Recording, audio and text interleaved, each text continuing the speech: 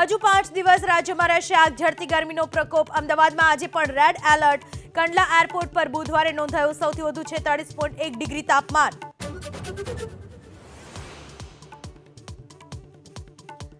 કાળઝાળ ગરમીથી શેકાતા વાહન ચાલકો માટે સુરતમાં રાહતના સમાચાર. દરેક મોટા ટ્રાફિક સિગ્નલ પર ગ્રીન નેટથી છાંયો કરવાની પોલીસની પહેલ.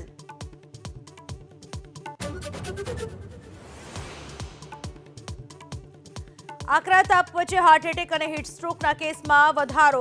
સુરતમાં એક જ દિવસમાં શંકાસ્પદ રીતે 10ના મોત. વડોદરામાં ગભરામણથી બેભાન થયા બાદ 3ના મોત.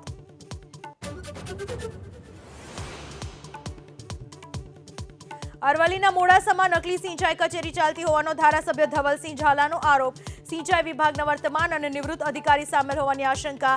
આજે બનાવાશે તપાસ કમિટી.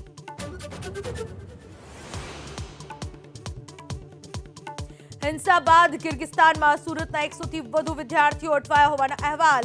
સુરતની વિદ્યાર્થીની રિયા લાઠિયાએ સોશિયલ મીડિયાના માધ્યમથી માંગી મદદ.